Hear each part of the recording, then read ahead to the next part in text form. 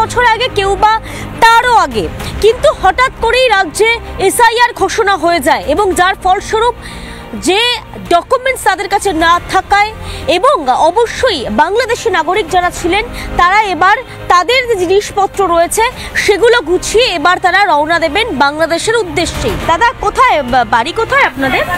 আমাদের বাড়ি বাংলাদেশে যশোরে। কবে এসেছিলেন? আমি এসেছিলাম প্রায় 20 বছর আগে। এখানে কি কাজ করতেন, কিভাবে থাকলেন, এখানে কোথায় থাকলেন? ডানকুনিতে। আমরা ছিলাম কলকাতায়। হ্যাঁ, কলকাতায় কোথায় ছিলেন?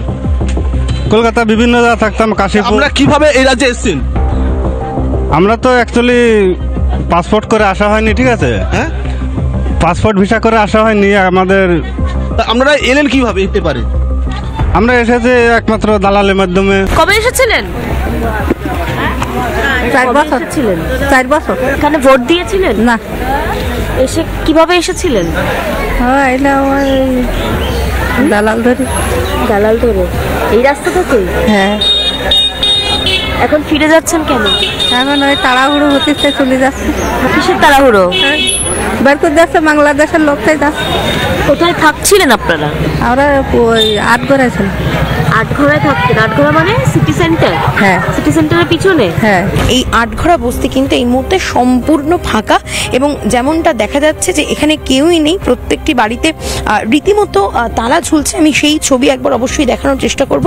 আমি এই বাড়িতেও প্রবেশ করেছিলাম। এই বাড়ি হচ্ছে নাদিয়া বিবির বাড়ি। সেই নাদিয়া বিবির সঙ্গে আমরা কথাও বলেছিলাম, কিন্তু এখন আমরা দেখতে পাচ্ছি সেই বাড়িতেও কিন্তু রীতিমতো তালা ঝুলছে। বাংলাদেশ থেকে অনেকে তো এসেছিলেন, এটা কি জানতেন? এই আটঘরায় যারা ছিলেন হ্যাঁ হ্যাঁ হ্যাঁ।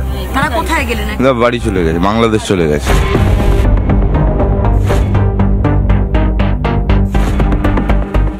এসআইআর আসছে তেরে, ভুয়ো ভোটার নেবে কেড়ে। অবৈধভাবে এদেশের মাটিতে বসে যে রুটি রুজিতে আর ভাগ বসানো যাবে না তা বিলক্ষণ টের পেয়েছে অনুপ্রবেশকারীরা। তাই সীমান্তে এবার পালানোর হিড়িক। কে আছেন এখানে? কি আছি আমরা, কিন্তু এখন আমি সমস্ত বলতে পারি না। কথা বলতেই পারেন না? কবে থেকে কথা বলতে পারেন না? তো সরকার এটা বাধ্যতা করেছে, আর থাকা যাবে না। এখন ফিরে যাচ্ছেন কেন? এখন ওই তাড়াহুড়ো হতে চলে যাচ্ছে। আপনি যান না, আপনি যান।